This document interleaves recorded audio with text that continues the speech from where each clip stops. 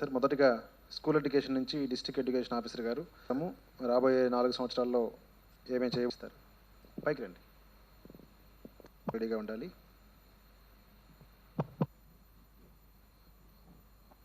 సభకు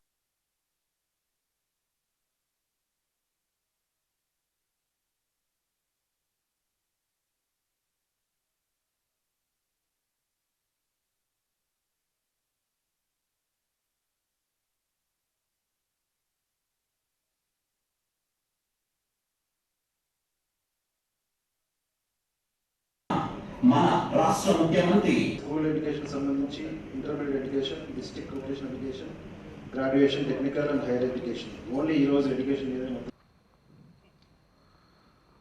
రాష్ట్ర ప్రభుత్వం సంవత్సర కాలం పూర్తి చేసుకోబోతున్నటువంటి నేపథ్యంలో ఈ వారోత్సవాల కార్యక్రమాన్ని ప్రభుత్వం అన్ని జిల్లాల్లో అదేవిధంగా రాష్ట్ర స్థాయిలో కూడా నిర్వహిస్తూ ఉన్న సంగతి మనకు తెలిసిందే. ప్రభుత్వం గడిచిన సంవత్సర కాలంలో చేపట్టినటువంటి అనేక అభివృద్ధి సంక్షేమ కార్యక్రమాలకి సంబంధించి జరిగినటువంటి పురోగతి, చేయబోయేటువంటి పనులు అన్నిటి మీద కూడా ప్రతిరోజు కూడా కొన్ని శాఖలకి సంబంధించి మనం ఈ కార్యక్రమాన్ని నిర్వహించుకుంటున్నాం. ఇప్పటికే వ్యవసాయ అనుబంధ రంగాలకు సంబంధించిన కార్యక్రమాలు నిర్వహించుకున్నాం. మొదటి రోజున సచివాలయాలకి సంబంధించి పాలన సంక్షేమం గురించి ఈ విధంగా రోజుకొక అంశంతో ప్రభుత్వం ఈ కార్యక్రమాలు నిర్వహిస్తూ వస్తోంది.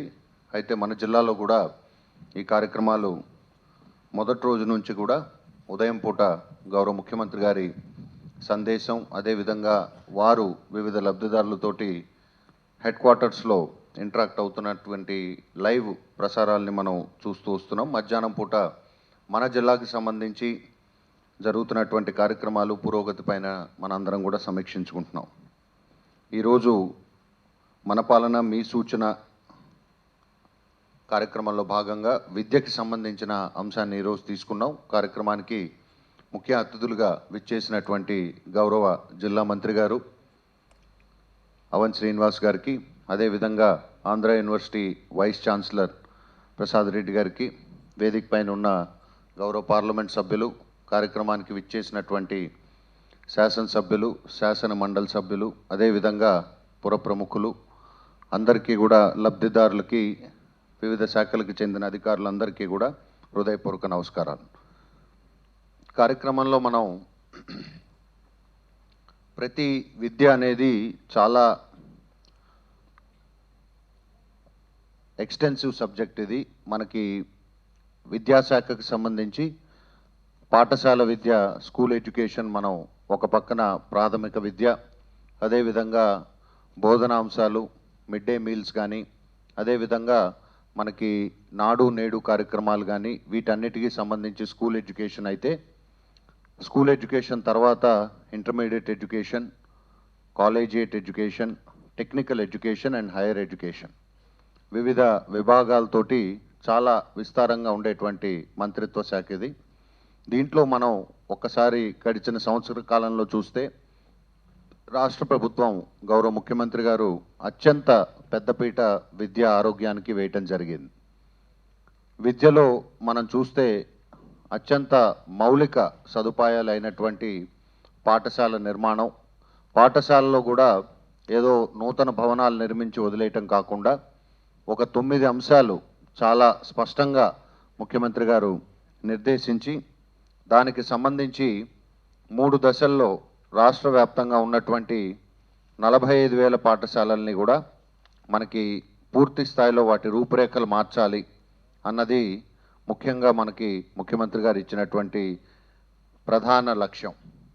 అదేవిధంగా విద్యకి సంబంధించి కూడా గ్రామ సచివాలయాలు, వార్డు సచివాలయాల్లో కూడా పూర్తి స్థాయిలో ఒక కార్యదర్శి మనకు అందుబాటులో ఉండాలన్న ఉద్దేశంతో గ్రామ సచివాలయాలు మన జిల్లాలో ఉన్న 739 గ్రామ సచివాలయాలు కావచ్చు, అదేవిధంగా 601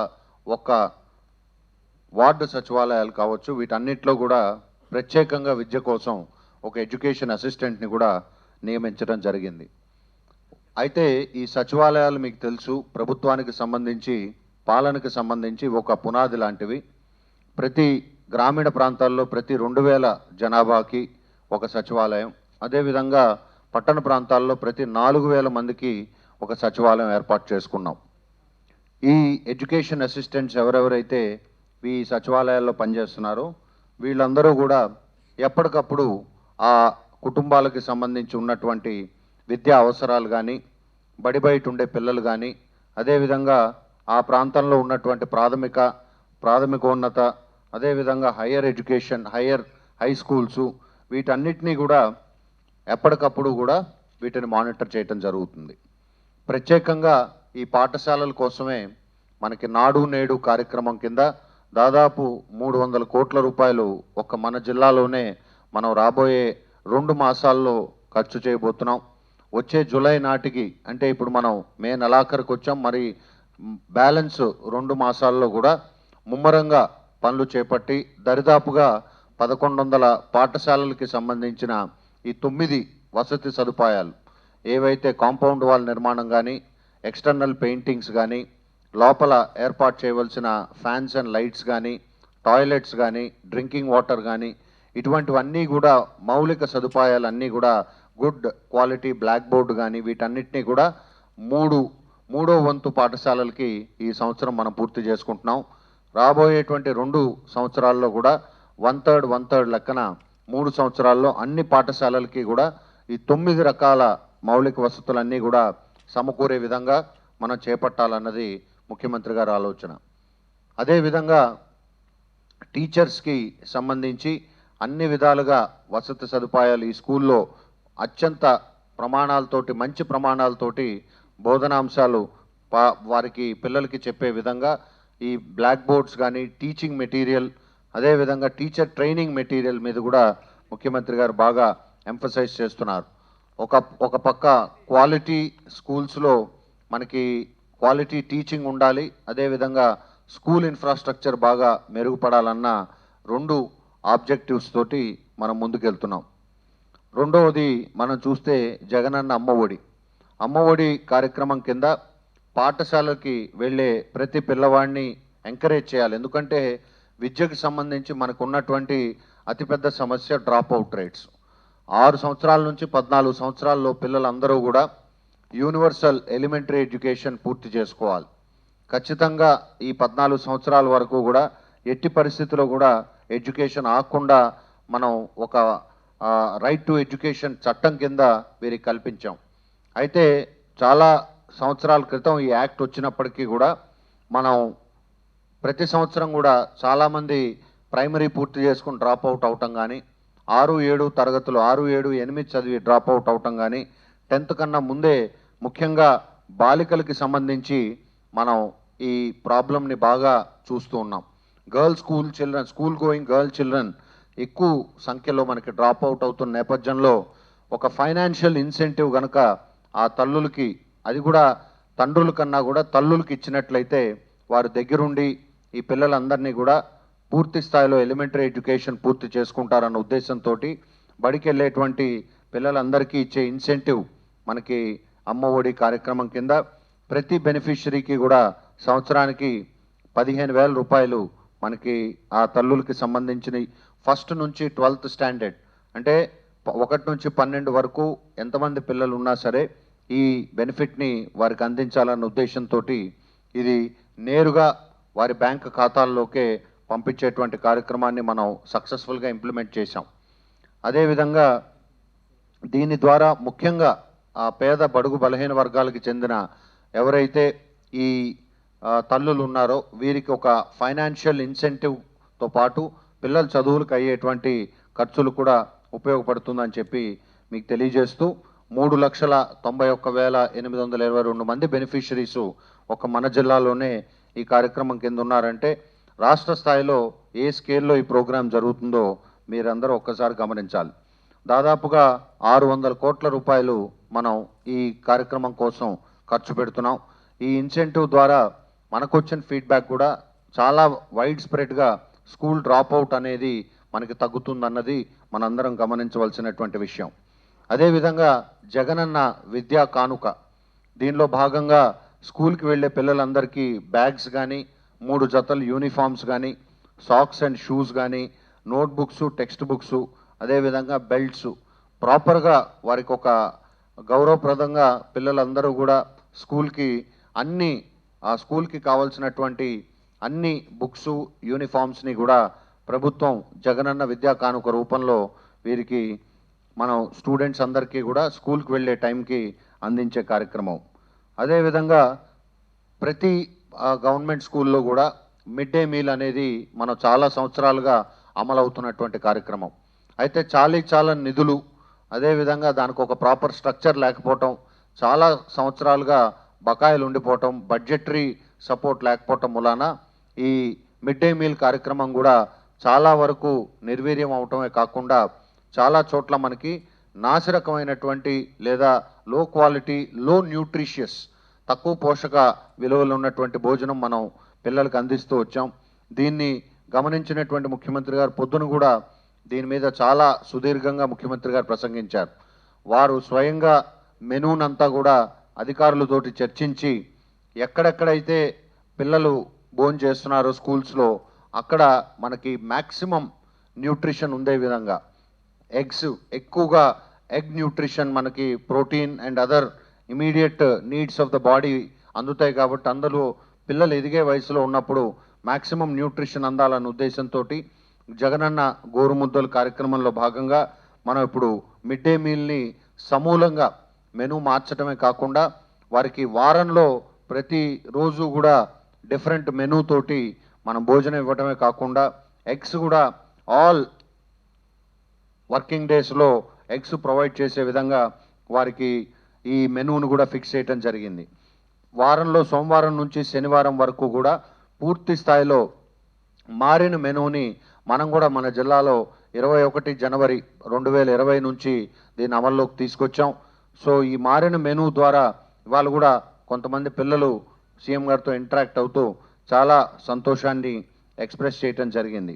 అదేవిధంగా చిక్కీ లాంటివి కొన్ని గ్రౌండ్ నట్స్ తోటి బాగా న్యూట్రిషియస్ కంటెంట్ ఉండేటువంటి ఫుడ్ మెటీరియల్స్ ఇవ్వటం వలన వారికి కాగ్నిటివ్ ఎబిలిటీస్ కూడా బాగా పెరుగుతాయన్న ఉద్దేశంతో మనం ఈ జగనన్న గోరుముద్దలు అనేది మనం సక్సెస్ఫుల్గా ఇంప్లిమెంట్ చేస్తున్నాం.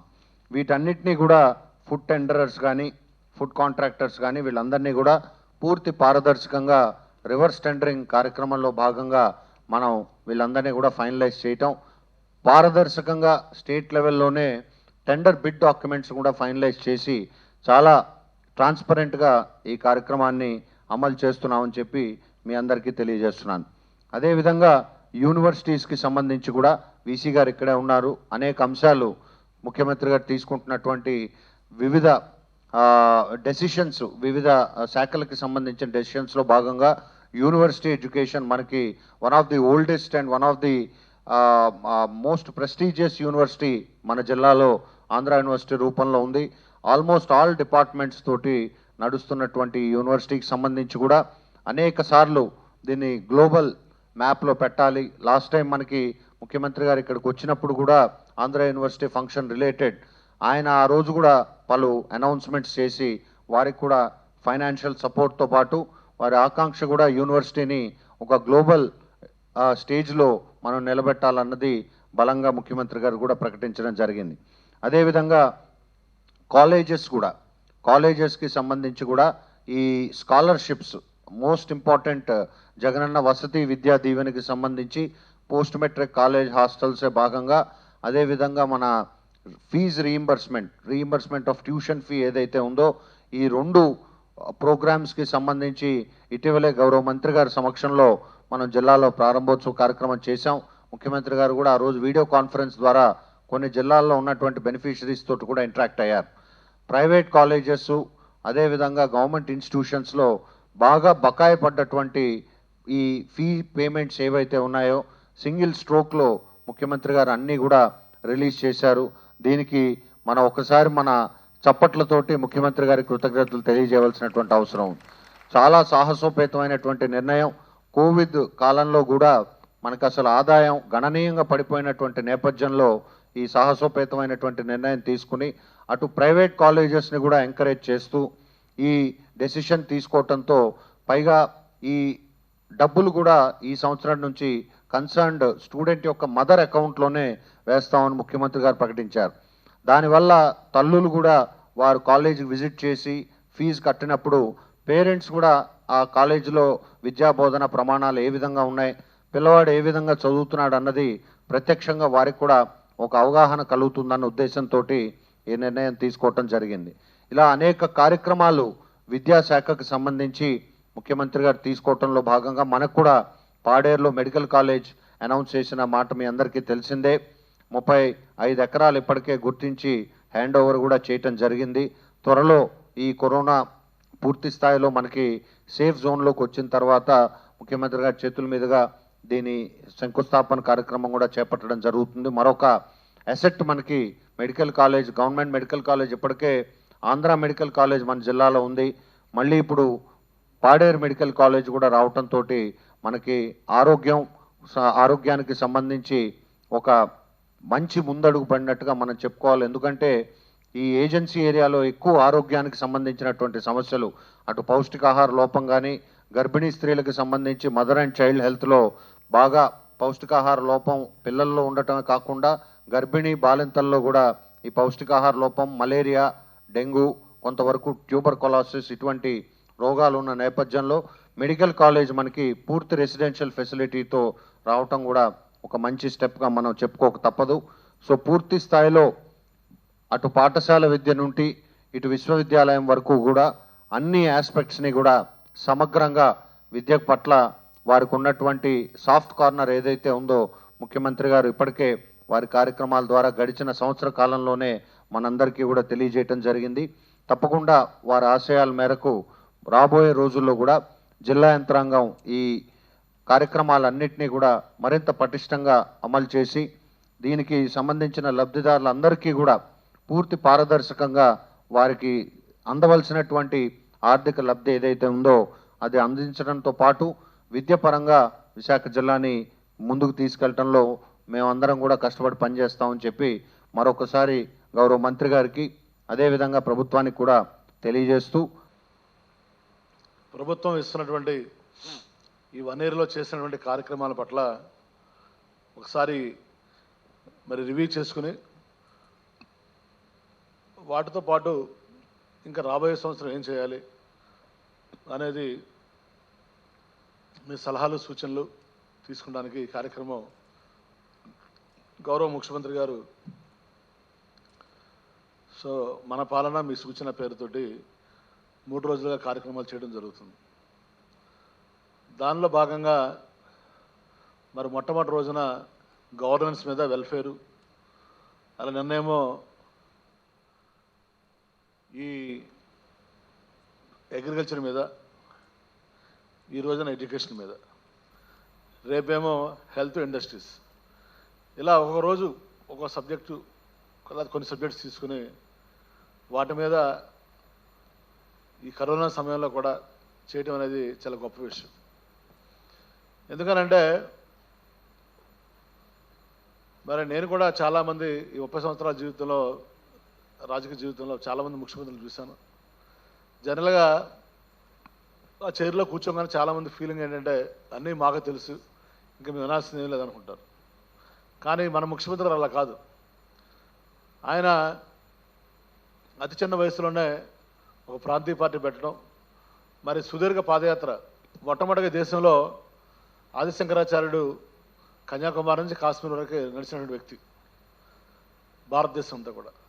తర్వాత రాజకీయ నాయకుల్లో మాజీ ప్రధానమంత్రి చంద్రశేఖర్ గారు మరి కన్యాకుమారి నుంచి కాశ్మీర్లో నడిచారు. మరి రాజకీయ నాయకుల్లో రెండో వ్యక్తి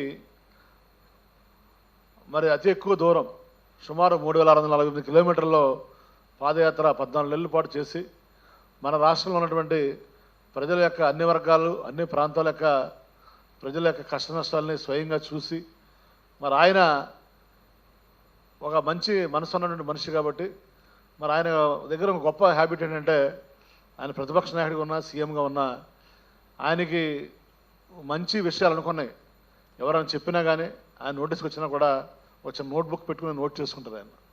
అలా స్వయంగా ఆయనే ఎన్నో విషయాలు నోట్ చేసుకుని మరి ఆయన మదిలో నుంచి వచ్చినటువంటి ఈ ఆలోచనలే ఈ నవరత్నాలు కానీ మరి నవశకం కానీ ఇవన్నీ కూడా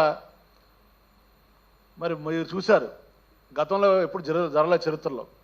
ఇందిరాగాంధీ గారి టైం కానీ, రాజీవ్ గాంధీ గారి టైం కానీ, ఎన్టీ రామారావు గారి టైంలో కానీ అంటే వేవ్ వచ్చింది ఎలక్షన్స్. కానీ ఒక్క పార్టీకి మ్యాక్సిమం 45% ఓట్స్ చేశారు గత హిస్టరీ తీసుకుంటే మీరు. కానీ మొట్టమొదటగా ఒక 50% ఓట్లు 86% సీట్లతోటి ఒక అఖండ విజయాన్ని మన ముఖ్యమంత్రి గారికి ఇస్తే ఆయన దాన్ని గర్వంగా భావించకుండా వినయంగా స్వీకరించి ఒక బాధ్యతగా స్వీకరించి మరి గెలిచిన దగ్గర నుంచి కూడా అన్ని వర్గాలని ప్రజల్ని కూడా ముందుకు తీసుకెళ్ళాలి అని నిరంతరం కష్టపడుతున్న వ్యక్తి మన ముఖ్యమంత్రి గారు. మరి మనందరికీ తెలుసు విద్య గురించి చెప్పవసరం లేదు. ఇక్కడికి వచ్చినటువంటి చాలామంది విద్యావేత్తలు ఉన్నారు, వైస్ ఛాన్సలర్స్ ఉన్నారు, మాజీ వైస్ ఛాన్సలర్స్ ఉన్నారు, టీచింగ్ ఫ్యాకల్టీ ఉన్నారు, స్టూడెంట్స్ ఉన్నారు, ఆఫీసర్స్ ఉన్నారు. ఈ రోజున మన భారతదేశం జనాభా తీసుకుని 130 కోట్ల మంది ఉన్నారు. మరి ఇప్పటికీ మన దేశానికి ఉన్న గొప్ప సంపద ఏంటంటే మానవ వనరులు.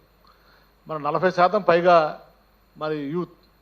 మరి స్వామి వివేకానంద చెప్పినట్టు youth is the hope of the nation. మరి they can do anything and everything, nothing is impossible, arise awaken your self అని చెప్తాడు ఆయన. మరి అలాంటి యువతని మంచి మార్గంలో నడిపించాలి అంటే దానికి ఆ యువతలో చాలామంది పేదవారు ఉన్నారు. వాళ్ళకి ఈరోజు చూసాం మనం. మరి చదువు లేక, చదువుకున్న వాళ్ళు ఉద్యోగాలు లేక ఎన్నో రకాల ఇబ్బందులు పడుతున్నారు. కాబట్టే ఈ బ్రెయిన్ డ్రైన్ ద్వారా చాలా విదేశాలు వెళ్ళిపోవటం, మన యొక్క టాలెంట్ అంతా కూడా మరి విదేశాలకు వెళ్ళిపోతున్నారు బాగా చదువుకున్న వాళ్ళు. మీ అందరూ తెలుసు, ఒక ఐఐటి పెట్టాలంటే 1000 కోట్ల నుంచి 500 కోట్లు అవుతుంది. ఒక ఐఏఎం పెట్టాలంటే 1000 కోట్లు అవుతుంది. ఈ ఐఐటీస్, ఐఏఎంస్, మంచి మంచి యూనివర్సిటీలు చదువుకున్న వాళ్ళందరూ కూడా విదేశాలకు వెళ్ళిపోవటం, మరి ఇక్కడ ఒక యావరేజ్ బిలో యావరేజ్ స్టూడెంట్స్ అంతా కూడా దేశం ఉండిపోవడం జరుగుతుంది. అంటే ఈ దేశం ఎప్పటికీ కూడా మరి ఎలానే ఉండిపోవాలా, ఇలా ఉండిపోకూడదనే ఆయన మరి ముఖ్యంగా లిటరసీ పెంచాలని అమ్మఒడి పథకం తీసుకొచ్చారు. ఈ రోజున మనం చూస్తాం కేరళ రాష్ట్రం మన దేశంలో చిన్న రాష్ట్రం. ఆ కేరళ రాష్ట్రం ఈ రోజున కేరళ వాళ్ళు దేశంలో కానీ ప్రపంచం ఎక్కడికి వెళ్ళి ఉండగలరు. కారణం వాళ్ళు చదువుకోబట్టే వాళ్ళ కాన్ఫిడెన్స్ లెవెల్స్ పెరగటం. మరి ఆ కాన్ఫిడెన్స్ లెవెల్స్ పెరగాలంటే ఈ రాష్ట్రంలో పుట్టినటువంటి ప్రతి పిల్లవాడు కూడా చదువుకోవాలనే మరి అమ్మఒడి పథకం పెట్టడం. సుమారు 40 లక్షల మందికి తల్లులకి 15,000 రూపాయలు చొప్పున 6,500 కోట్ల రూపాయలు మన జనవరి 9వ తారీఖున వేశారు. తర్వాత ఇప్పుడు చెప్పారు ఈ స్కూల్ బ్యాగ్స్ కానీ, యూనిఫామ్స్ కానీ, మరి నాడు నేడు ద్వారా ఈ స్కూల్స్ అన్నీ కూడా మాకు చెప్పారు ఫస్ట్ క్యాబినెట్లోనే. ఈ రోజున మనం జూన్ 2019లో మనం ఉన్నాం. ఈ స్కూల్స్, కాలేజెస్ గవర్నమెంట్ ఏవైతే ఉన్నాయో అవన్నీ కూడా ఫోటోలు తీయండి.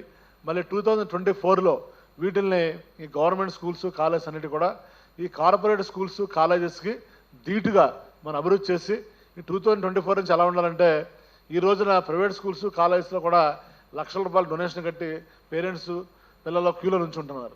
ఆ పరిస్థితి డొనేషన్ లేకపోయినా గవర్నమెంట్ స్కూల్స్, గవర్నమెంట్ కాలేజెస్లో అడ్మిషన్లు తీసుకోవడానికి వెయిటింగ్ లిస్ట్లో ఉండాలి పిల్లలు కానీ పేరెంట్స్ కానీ చెప్పారు.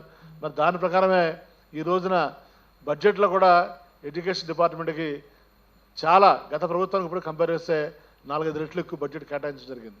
అలా ఫీజు రింబర్స్మెంట్ కూడా చెప్పారు. గత ప్రభుత్వం చంద్రబాబు నాయుడు గారు ఒక 15,000 కోట్ల రూపాయలు ఇవ్వకుండా నేను దిగిపోయాను. కానీ ఈ రోజున గత ప్రభుత్వ 15,000 కోట్ల బడ్జెట్, మరి ఈ సంవత్సరం 2,200 సుమారుగా ఒక 4,000 కోట్ల రూపాయలు కరోనా సమయంలో కూడా మరి ఫీజు రింబర్స్మెంట్ ఇచ్చి ఆదుకున్నారు. ఇలా ఒకటేంటి ఇన్ఫ్రాస్ట్రక్చర్, టీచింగ్ ఫ్యాకల్టీ, ప్లస్ వీళ్ళకి కావలసినటువంటి ఆర్థిక స్తోమత తల్లిదండ్రులకు కానీ పిల్లలకు కానీ కల్పిస్తే తప్పనిసరిగా వీళ్ళు చదువుకుంటారు. ఆయన ఒకటే మాట అంటాడు, ఆయన ఇన్ని వేల కోట్లు ఎందుకు ఖర్చు పెడతానంటే నేను వేరే వాళ్ళకి వారికి ఖర్చు పెట్టట్లేదు, మన రాష్ట్రంలో మన పిల్లల మీద నేను ఇన్వెస్ట్ చేస్తున్నాను. ఇది ఒక రాబోయే రాష్ట్ర ప్రగతికి కానీ దేశ ప్రగతికి కానీ ఒక పెట్టుబడి కింద భావిస్తుంది తప్పనిచ్చి నేనేదో వాళ్ళకి ఏదో ఇచ్చేస్తానని అనుకోవట్లేదు అని చెప్తారు ఆయన. అంటే దాన్ని బట్టి ఆయన దూరదృష్టి ఎంత ఉందో అర్థమవుతుంది. కాబట్టి రాబోయే రోజుల్లో రాష్ట్రం అన్ని రంగాల్లో కూడా అభివృద్ధి చెందాలి, నెంబర్ 1గా ఉంచాలని ఉద్దేశం. తప్పనిసరిగా అది ముందుగా ఈ విద్యాశాఖ ద్వారానే, విద్య ద్వారానే ఎక్కువ మంది విద్య ద్వారా అందించడం ద్వారానే రాష్ట్రం అన్ని రకాల కూడా బలోపేతం అవుతుంది, అన్ని రంగాల్లో కూడా ముందుకెళ్తుంది అని ఆయన భావిస్తూ, రెండోది ఏంటంటే దీంట్లో ఎక్కడ కూడా గతంలో కూడా చూసాం మనం ఎన్నో సంక్షేమ అభివృద్ధి పథకాలు పెట్టినప్పుడు అది కొంతమంది కొన్ని వర్గాలకు ఇవ్వటమో లేదా కొన్ని పార్టీల వాళ్ళకి ఇవ్వటమో కొన్ని ప్రాంతాల వాళ్ళకి ఇవ్వటం జరిగింది. కానీ ఇక్కడ ఈ ప్రభుత్వం 1 year వచ్చిన తర్వాత ఎక్కడా కూడా కులాలకి మతాలకి రాజకీయాలకు అతీతంగా పారదర్శకంగా అర్హత ఉన్నటువంటి ప్రతి లబ్ధిదారుని కూడా గుర్తించి వాళ్ళకి ఆన్లైన్లో ట్రాన్స్ఫర్ చేయడం జరుగుతుంది.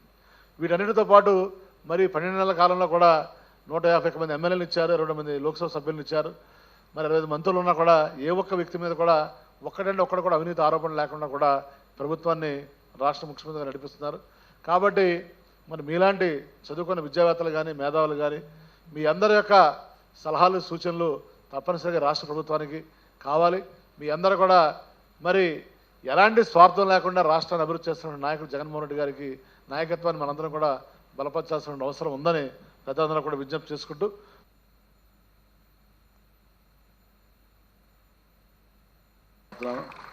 ఎందుకంటే వారు నాకు 30 సంవత్సరాల నుంచి మరి మంచి మిత్రులు, వారు మంచి ఆరేటరు. చదువుతున్నాను సార్.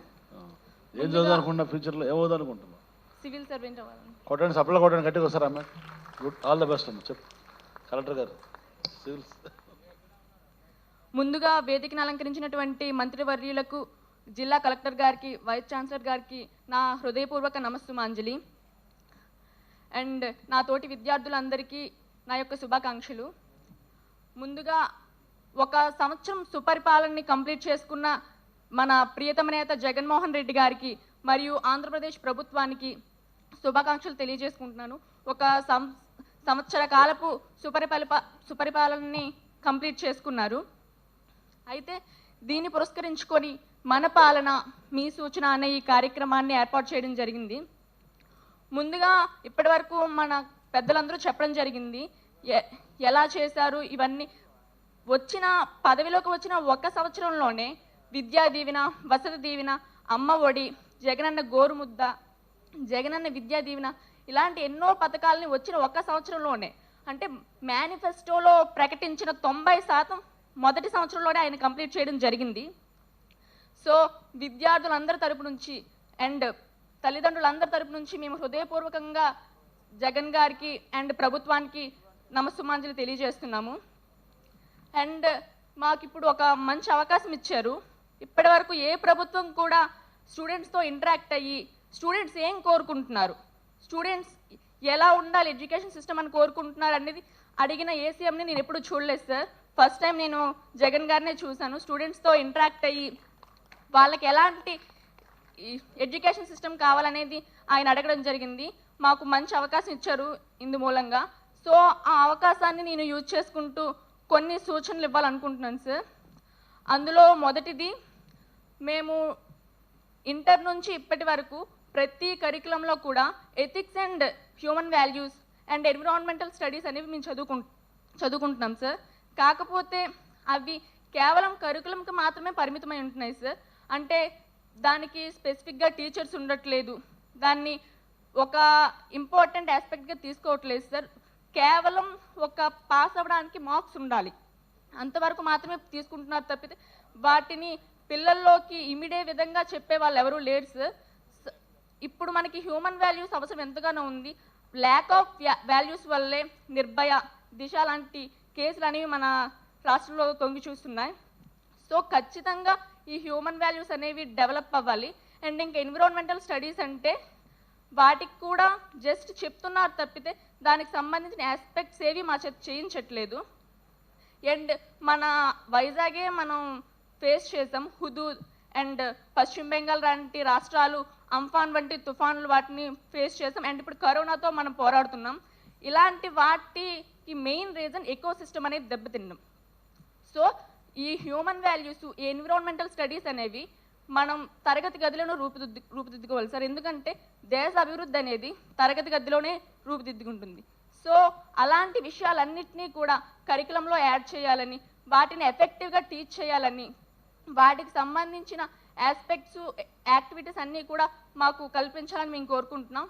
వీటితో పాటు ఇంకొకటి ఏంటంటే, ఇప్పుడు ఇంగ్లీష్ మీడియం అనేది జగన్ గారు ఎంతమంది ప్రతిపక్షాలు వ్యతిరేకిస్తున్నా సరే పోరాడి ఆయన పెట్టడానికి ట్రై చేస్తున్నారు. అలాగే ఇప్పుడు గవర్నమెంట్ కాలేజెస్ ఉన్నాయి సార్, ఇంటర్మీడియట్. అందులో చాలా తక్కువ మంది గవర్నమెంట్ కాలేజెస్లో చదువుతున్నారు, ఎక్కువ కార్పొరేట్ సైడ్ వెళ్తున్నారు.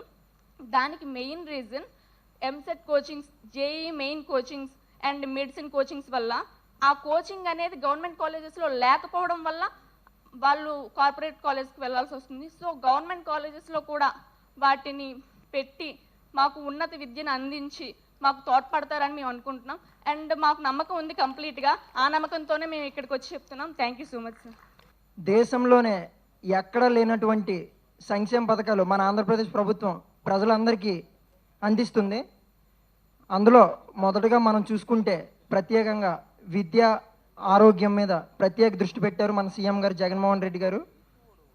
సో ప్రతి తల్లిదండ్రుల లక్ష్యం ఏంటంటే తమ యొక్క పిల్లల్ని ఉన్నతమైన నాణ్యమైన చదువులు చదివించి మంచిగా పెంచాలని కోరుకుంటారు సార్. అటువంటి వారికి నేను ఉన్నానంటూ భరోసా కల్పించారు మన హానరబుల్ సీఎం జగన్మోహన్ రెడ్డి గారు. ఇక మన రాష్ట్రంలో విద్యపై ప్రత్యేక సంస్కరణగా తీర్చిదిద్ది నేనున్నాను అంటూ అమ్మఒడి, విద్యా దీవెన, వసతి దీవెన, జగనన్న గోరుముద్ద, విద్యా కానుక అటువంటి సంక్షేమ పథకాలన్నీ అందిస్తూ మరోపక్క కాలేజ్ స్కూల్స్ని డెవలప్ చేస్తూ అసలు కాలేజీకి స్కూల్కి ఏం కావాలి, basic needs like drinking water, washrooms and furniture ఇలాంటివన్నీ ఎన్నో మౌలిక వసతులు కల్పిస్తూ ఉన్నత విద్య వైపు నడిపిస్తున్నారు మన ఆంధ్రప్రదేశ్ ప్రభుత్వం. అలాగే విద్యపైన కాకుండా రైతుని రాజును కూడా చేసిన గవర్నమెంట్ మన ఆంధ్రప్రదేశ్ ప్రభుత్వం సార్. వ్యవసాయాన్ని ఎంకరేజ్ చేయడం వల్ల ఇప్పుడు ప్రజెంట్ వలసలు తగ్గుతున్నాయండి. సో మనందరం దీన్ని చాలా ప్రౌడ్గా ఫీల్ అవ్వాలి. ఇంక తర్వాత మీకేమొచ్చింది సార్, నేను B Tech second year welfare engineering college చదువుతున్నాను సార్. ఎక్కడ? Welfare engineering college sir. Welfare. Yes sir. నాకు విద్యార్థి వసతి దీవెన మరియు ఫీజు రియంబర్స్మెంట్ పూర్తిగా వచ్చింది సార్. నా తమ్ముడు గవర్నమెంట్ స్కూల్ చదువుతున్నాడండి. వాళ్ళకి కూడా అమ్మఒడి మొత్తం అమౌంట్ కూడా మాకు అందడం జరిగింది సార్. నేను ఈ విధంగా నాకు ఈ అవకాశం కల్పించినటువంటి సీఎం జగన్మోహన్ రెడ్డి గారికి, అలాగే వేదికను అలంకరించినటువంటి పెద్దలందరికీ నా యొక్క ధన్యవాదాలు sir. Miss Sumasri, I'm studying 5th class. My school name is MPP School, Munagapaka. I am very happy to and Jagananna Amavodi and ఈరోజు నేను ఇక్కడ మాట్లాడడానికి నాకు చాలా చాలా సంతోషంగా ఉంది. మా పిల్లలందరికీ మీరంటే చాలా ఇష్టం. ఎందుకంటే మా అమ్మలందరికీ సంవత్సరానికి 15,000 మమ్మల్ని బడికి పంపించడం కోసం ఇచ్చారు. అదేనండి అమ్మఒడి పథకం. అందుకే జగన్ మామయ్య, I love you. So I am Sindhuja Ragati and I am currently a student of 5th year PharmD and I am from Andhra University College of Pharmaceutical Sciences. First of all, on behalf of the entire student community, I would like to thank this government, sir. And also I would like to congratulate for completing one successful year of ruling the state of Andhra Pradesh. Sir, I think within this short span of 1 year, the government of Andhra Pradesh has been successful in identifying the notation that education can change lives. And therefore, the right kind of education should be available to each and every child and student, irrespective of discrepancies. The government has so far worked very dedicatedly, and that is definitely appreciable. So in this process, I have just 5 major points to highlight with regard of what else can be done better. Firstly, I would like to talk about comprehensive education. So this is to stress the all-round development of every student. And it should be, and this can be achieved by including physical education, arts, foundational and other values along with the syllabus and curriculum in proper ratios for the all-round development of the student. So secondly, there should be a link between the student and society. So the ultimate goal of providing education to any student or providing skills is that in the future he should be able to serve the society. So the student should be able to take up the social responsibility, and this can be easily achieved by participating in community outreach programs for the development of the student himself, for the development of the society, and also eventually for the development of nation. Thirdly, sir, I cannot stress enough on this point. We need student support systems, sir. What should be included in this student support system is guidance and mentorship. Because most often what happens is that after education, there is a lot of confusion for the student with regarding to the aspects like further education, future studies, job or career opportunities. Therefore, it is very necessary that these student support systems become an integral and a compulsory component of every education institute, sir. This is to ensure that no matter what the child dreams of, there is a way forward to it. I think we should give this confidence to the students. The fourth point I would like to highlight is that the student ideas should be actively taken in the process and procedures of policy making. Sir, I know they are well educated, highly qualified individuals for this specific purpose. But sir, who else other than a student can talk about the ground reality or the practical problems on ground? Sir, if the students are given an opportunity to become a part and parcel of the procedures of policy making, it will be a really great help to the students as well as the education institutions, and also the students can be highly motivated and encouraged.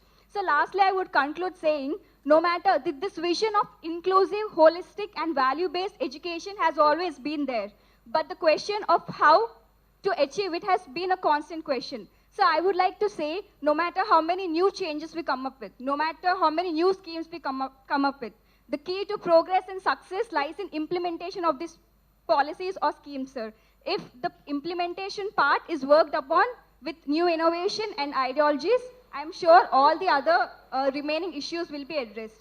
I would like to conclude with the notation of our Andhra University, which says, may the divine light shine upon every student. I feel very proud while I was hearing the dignitaries talk about the university. It made me feel so great and proud. And the university will continue to enlighten its students, I'm sure, about it. And I would like to thank the government once again for taking the opinions of the students. This doesn't happen often, sir. And thank you all the dignitaries and everybody here for giving me this opportunity. Sir, this is Sindhuja, sir. Sindhuja, give her a big applause. Generally science students నా తరపున రాష్ట్ర ప్రభుత్వం తరపున ముఖ్యమంత్రి తరపున ధన్యవాదాలు.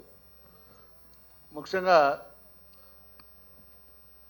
మన ఇక్కడ ఎస్ఎట్ అంటే ఆంధ్ర యూనివర్సిటీ ఉంది, ప్లస్ వారు దాన్ని లీడ్ చేసే ఒక డైనమిక్ వీసీ గారు ప్రసాద్ రెడ్డి గారు ఉన్నారు. ఇంకొక రోజున ఒక హాఫ్ డే సెషన్ వారి ఆధ్వర్యంలో ఈ 3 school education, technical education, hire education ఈ 3 కవర్ అయ్యే విధంగా ఒక హాఫ్ డే సెషన్ పెట్టుకుని మన ఉత్తరాంధ్రకు సంబంధించినటువంటి ఈ సమస్యలు, టీచర్స్ సమస్యలు ఏమన్నాయి, విద్యార్థుల సమస్యలు ఏమన్నాయి, మరి రాబోయే 4 years మన ప్రభుత్వ పరంగా ఏం చేయాలి, మరి మీరేం చేస్తారనేది కూడా మనం ఒక రోడ్ మ్యాప్ తయారు చేసుకుని దాన్ని తప్పనిసరిగా ముఖ్యమంత్రి గారి దృష్టికి తీసుకెళ్ళి ఉత్తరాంధ్రలో, ఎందుకంటే మన 3 ప్రాంతాలు కూడా విద్యాపరంగా చాలా చైతన్యమైన ప్రాంతాలు. మరి విజయనగరం పోతే దాన్ని విద్యల నగరం అంటారు, మరి ఎంతోమంది చదువుకున్నారు. అలా శ్రీకాకుళం జిల్లా కూడా, మరి విశాఖపట్నం గురించి చెప్పాల్సిన అవసరం లేదు.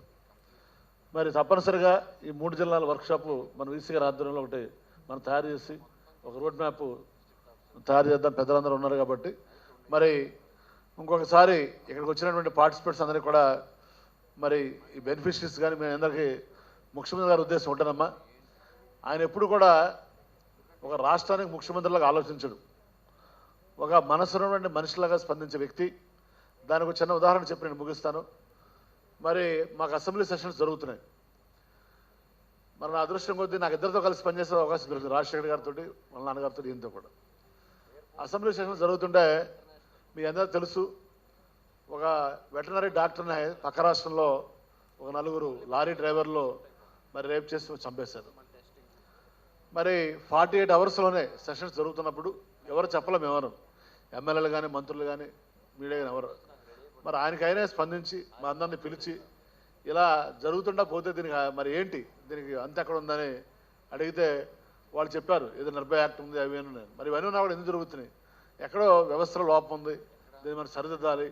మరి మనం చేస్తే ఎలాగంటే వాళ్ళు చెప్పారు, కొంతమంది లా ఎక్స్పర్ట్స్ కూడా, సార్ మన ఏదైనా యాక్ట్ చేయాలంటే మళ్ళీ పార్లమెంట్ అప్రూవ్ అవ్వాలి, ప్రెసిడెంట్ ఆఫ్ ఇండియా అప్రూవల్ అవ్వాలి, మన స్టేట్కి లేదంటే, ఎందుకంటే స్టేట్ యాక్ట్ సెంట్రల్ యాక్ట్ ఉంటే సెంట్రల్ యాక్ట్ సూపర్సీడ్ చేస్తారు స్టేట్ యాక్ట్ని.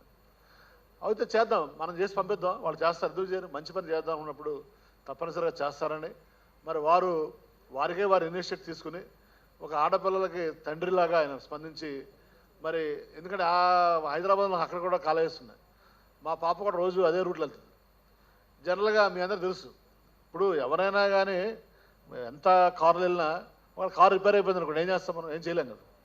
సో కాబట్టి ఒక మంత్రిగా, ఒక ఎమ్మెల్యేగా కంటే ముందుగా మీ అందరూ కూడా ఒక ఆడపిల్ల తండ్రిగా నేను కూడా చాలా బాధపడ్డాను.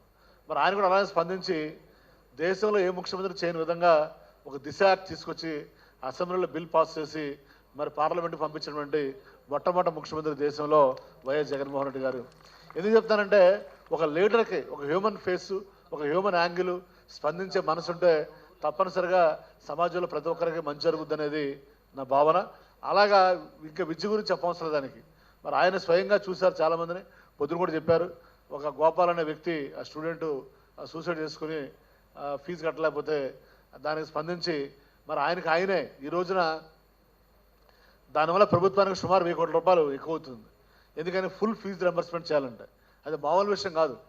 మరి అలాంటి దానికి చెప్పుకుంటే అన్నాడు ఆయన, అవును మనం చేస్తాం, అవునే 1000 కోట్లు అయితే నష్టం ఏంటి, మనం వీటి మీద ఎన్నో కోట్లు ఖర్చు పెడుతున్నాం, తప్పే ఉంది, చేద్దాం. మరి ప్రభుత్వ పాతబాకాలు చేద్దాం. పాతబాకాలంటే పిల్లలు తప్పు కాదు కదా, అతను ముఖ్యమంత్రి తప్పు చేశాడు, మాజీ ముఖ్యమంత్రి, గత ప్రభుత్వం తప్పు చేసింది. దానివల్ల విద్యార్థులు సఫర్ అవ్వకూడదు, కాలేజ్ సఫర్ అవ్వకూడదు, యూనివర్సిటీ సఫర్ అవ్వకూడదు అని ఒక మంచి మనసుతోటి స్పందించి మన 4200 కోట్ల రూపాయలు ఇచ్చాడు ఆయన. అంటే it shows his commitment and dedication towards education and towards the poor people, poor and down to people. కాబట్టి తప్పనిసరిగా మరి ఆయన అలాంటి వ్యక్తి నాయకత్వంలో ఈ రాష్ట్రంలో ఉన్నటువంటి విద్యార్థులకి, టీచర్లకి, ఇన్స్టిట్యూషన్స్ కూడా మంచి రోజులు వచ్చినాయని మీ అందరూ కూడా తెలియజేసుకుంటే ఇందాక కూడా చెప్పాను మీకు. ఆనాడు రాజశేఖర రెడ్డి గారు కూడా అప్పుడు కేసీ రెడ్డి గారు చైర్మన్గా ఉండేవాళ్ళు, హైయర్ ఎడ్యుకేషన్ చైర్మన్గా. వారు కూడా ఒకటే చెప్పారు, మనం ఎప్పుడు కూడా శ్రీనివాస్ నీకు ప్రైవేట్ కాలంలో ఉన్న ఎప్పుడు కూడా మన గవర్నమెంట్ స్కూల్స్ని, గవర్నమెంట్ కాలేజెస్ని ఎంకరేజ్ చేయాలని ప్రతి జిల్లాకి ఒక గవర్నమెంట్ యూనివర్సిటీ ఇచ్చినటువంటి మహానుభావుడు రాజశేఖర రెడ్డి గారు అన్నాడు. చాలామంది ఆ రోజు హేళన చేశారు, సార్ మీరు యూనివర్సిటీ చేస్తున్నారు, అక్కడ బిల్డింగ్ లేదు, ల్యాండ్ లేదని చెప్పారు. ఇప్పుడే మాస్టర్ చెప్పారు, మన సత్యనారాయణ మాస్టర్ చెప్పారు, లా యూనివర్సిటీ. మీరు ఎప్పుడు వెళ్ళి చూడండి, లా యూనివర్సిటీ ఇప్పుడే చెప్పారు ఆయన, ఇలా ఒక లైవ్ ఎగ్జాంపుల్.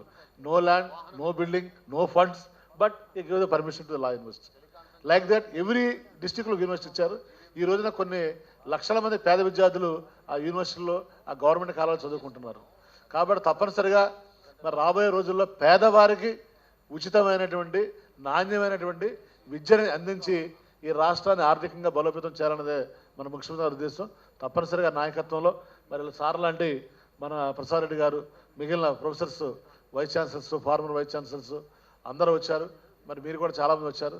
తప్పనిసరిగా కూడా మనందరం కలిసి ఆయన నాయకత్వంలో మన ఏపీ స్టేట్ని ఇప్పుడే మాస్టర్ చెప్పి చాలా సంతోషం అనిపించింది. 16వ ర్యాంక్ ఆంధ్ర యూనివర్సిటీ మరి ఇండియాలో అంటే చాలా సంతోషం అనిపించింది. మరి నెంబర్ 1కి తప్పనిసరిగా వస్తుంది సార్ ప్రసాద్ రెడ్డి గారు, మీకు ఆ క్యాలిబర్ ఉంది.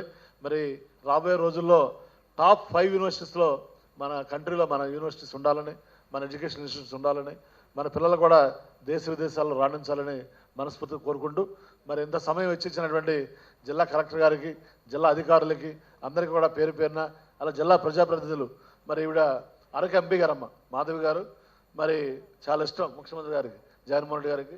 మరి వారు పెద్దూరు ఎమ్మెల్యే గారు అదీప్ రాజు గారు, అలాగే తిప్పల నాగిరెడ్డి గారు తెలుసు కదా, గాజువాక ఎమ్మెల్యే గారు, పెద్ద సినిమా హీరోని ఓడించిన మా అన్న రియల్ స్టార్ ఆయన. మరి ఇలా వాళ్ళు కూడా ఇంత సమయాన్ని వెచ్చించారు. మరి ప్రైవేట్ కాలేజ్ నుంచి కూడా శంకర్ రవీంద్ర వీళ్ళందరూ కూడా వచ్చారు. అందరూ కూడా పేరు పేరున హృదయపూర్వక నమస్కారాలు, ధన్యవాదాలు మరి తెలియజేసుకుంటూ సెలవు తీసుకుంటాను. జై Hind.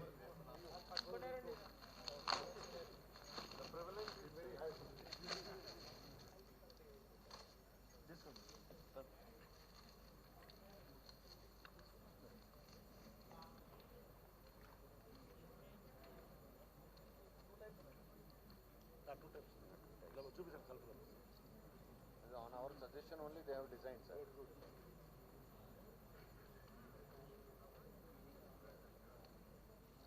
CS garu VC lo adigaru sir, what can be done, and these are very handy pamphlets, bullet points ante. ఇంత వృత్తాంతం నాయకుండా సింపుల్ గా